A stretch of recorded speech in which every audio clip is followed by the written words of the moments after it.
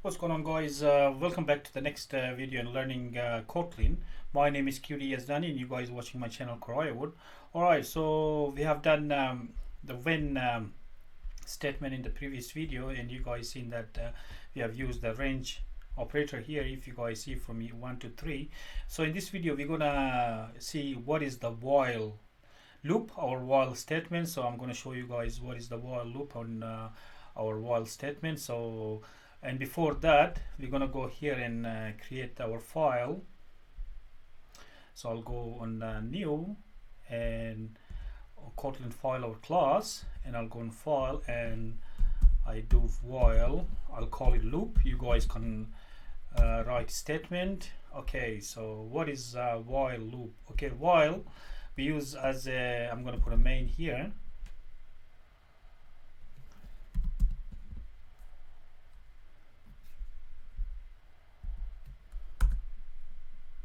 Alright, so while loop we use it if our statement is correct. So while loop, if the condition, say for example the condition is okay, so it's going to execute the code, otherwise it won't execute the code. So, and before that I just want to show you guys the basic data types.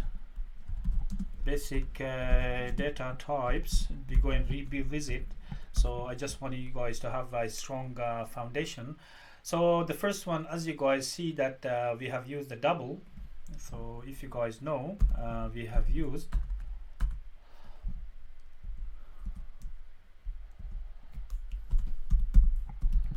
the used doubles is 64-bit. So if you guys want to write this down, you can write this down, and we say it's a 2 double, and the data type is double.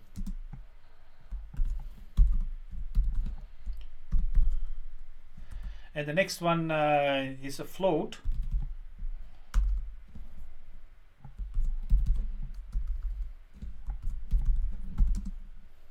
And the float is 32-bit. And we use it as to float, and the data type is float. Okay, so every number type we write it here, it can be converted to any other number type. So we have shown you guys we can put an int to int, and that means that we have a double, float, long, int, short, and we have a byte, and all of them support the following member functions. So we have a member function of float, we have a member function of double, and say we have a float which is 32-bit. and if you guys look at here, all right, so we have a float and we have a long, and the long is 64-bit, and we have a int, and we have used int which is 32-bit. We have used int a lot in our program. We haven't used the short, and the short is 16-bit, and the last one is byte, and the byte is 8-bit. all right, so all the whatever is you guys the database, you have double, float, long, int, short, and byte, and the double takes 64-bit, and float is 32-bit. That's the width, and 64-bit is for long, 32-bit is for int, and 16-bit is for short, and for byte is 8-bit. This is very basic. And so here we come here, we do 2 long, and the member function is long, and we go back.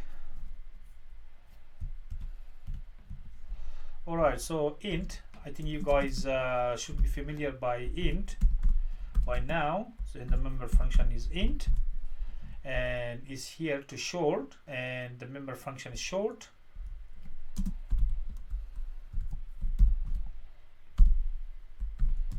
The type is short to short and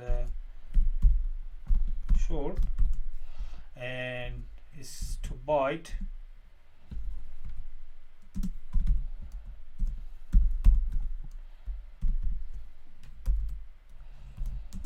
and is type byte. Alright, so this is very basic because so far we've used double to double. If you guys remember, we have used we used to count our money, or and we haven't used the long. And just let you guys know, there is something called long. We have used int, we haven't used the short and byte. So just let you guys know, in the future we're going to work with this data types as well. So this is very basic, so you guys need to know this one before we continue to while loop. Alright, so after this, so you guys remember this, and we're gonna go ahead and see what is the while loop. Okay, so I'll go there. So here we have a while, we have a condition. If our condition is true, of our permits, we're gonna go ahead, otherwise we are not gonna go ahead. So the while evaluates an expression before executing the code contained in the body of loop. So this is the proper definition of the while. So the while evaluates an expression before executing the code contained in the body of the loop. So we have a while loop. So we have a while to see if the condition is true, and the while loops exactly like a Java, C++, and any other programming language. So you guys don't be shy by using it. So this is a while, and there's a condition. If the condition is true, we go ahead, it evaluates the condition. If not, it won't go ahead. So this is the definition of the while loop. So we're gonna give you guys example. We have a var. So if you guys want to put your count, or you guys can put something else. If you say you guys put a is equal to, say we put it on 0, and we have to say while and while a is less than, say for example 50. All right, then what happens if it's less than 50? We want to increment our a. We want to increment our a, and we say print. Okay, I made a mistake here. I shouldn't be doing this. Okay, so it's a print ln, and we put a. You guys can put something else. You guys can put your name. So we assign 0 to our variable, which is the type var, and we have using this one. If it's less than 50, which is, then we're going to increment it and we're going to print it. Okay, so we're going to go ahead and we want to run. So when we go and run, it'll ask us for while loop. We're going for while loop.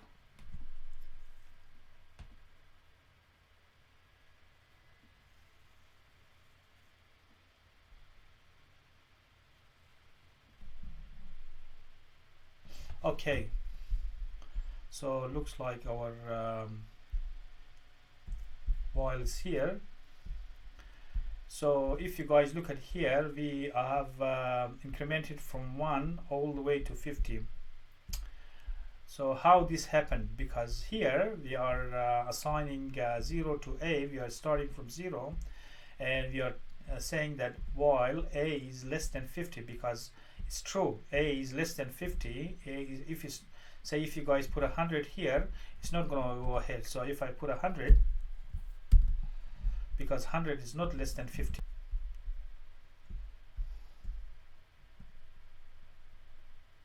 See, you guys get nothing, because this condition is not true, because 100 is greater than 50, because we are putting here while a is less than 50. A should be less than 50 for this loop to go ahead, otherwise it won't go ahead. Say if you guys want to see another example, if you guys put a while, if you guys can put your count A, or you guys can put my count or your count or whatever count. So if you guys can put a my count, say if my count is equal to 0, and we're gonna assign it like 0, and if you guys want to put a while, and this one is going to be while, because we don't want to change. You guys can change anything. That if you guys want to change, say from 0 to 50, because it's going to change, you guys always put a while. If you guys know the mutable and unmutable, because this is mutable, this is unmutable. So if you guys don't want it to change, you guys needs to put this one, and we want to put an end, and our end is going to be say 50. So we have you guys can put a begin or end. So I'm going to put a begin from 0, and I'm going to put an end, and I'm going to put a begin. So I'm going to put another while. So while begin, and we're going to increment it, is less than, say for example our end, which is 50. So now we have while begin, we increment the begin, but still if it's less than the end, which is 50, then we're going to go ahead and we put it print ln, and our ln is going to be, we're going to say start counting, and we want to put a begin. Okay, because we want to count like that, and we want to see what happens. So in this example, if you guys look at here, we have a begin with 0, and we have an end with 50, and we say while begin, we increment the begin all the way to the end. If it's less than end, then we're going to print this, otherwise you guys won't print this. Okay, so we're going to see here, I'm going to put a like that, then we're going to go ahead. Okay, so if you guys look at here, maybe I should put a say 10 instead of all those numbers. We just go with 10. It doesn't make difference if it's 50 or 10. It's easier to see for 10. So we come here, start count. So counting from 1 all the way to 10. If you guys see here, my code executed while I'm here in the body of the while here, where the test is. So I'm gonna count all the way here. I'm gonna execute this one as long as it's less than end, which is 10. Then my body's the code is gonna execute. And if you guys look at here, there you guys see the evaluation here. The while is going to evaluate my code here. You're going to say check the condition if it's true, otherwise it's going to go ahead, otherwise it won't go ahead. So that's how the while loop works. And I'm going to give you guys another example. So I'm gonna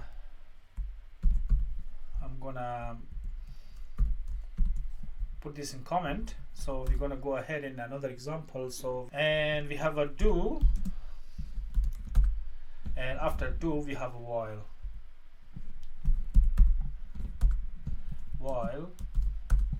Okay, so here at least our code is going to execute once, and then here it's going to check the code, evaluates the code, but before that one it's going to execute the code. So what happens, we're going to say var, and we say my number, say our number. Okay, so the number is I'm going to say my number. Okay, that's a reserved word. I'm going to say x is equal to, say, for example, 20, and I just want to execute my code.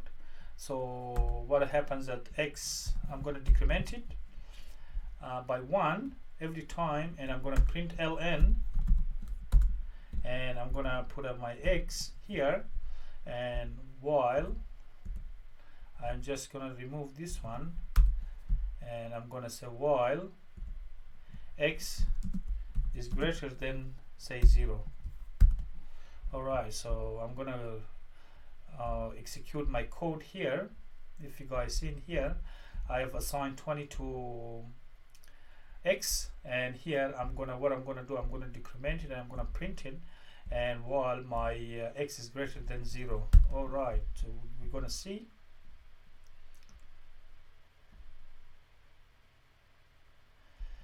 Alright, so if you guys see here, we have assigned 20 to x. Here we're going to decrement it all the way to 0, and here we're going to check the condition if the x is greater than 0. And if you guys look in here, it's going all the way from 20, it's coming 19, and coming all the way to 0. So you guys looking here, that's how the do while loop works, because it counts before counts whatever it executes the code before it checks the condition. So that's how the do while loops work. So you guys remember, the while loop, it executes the code, it evaluates the code, then it goes ahead.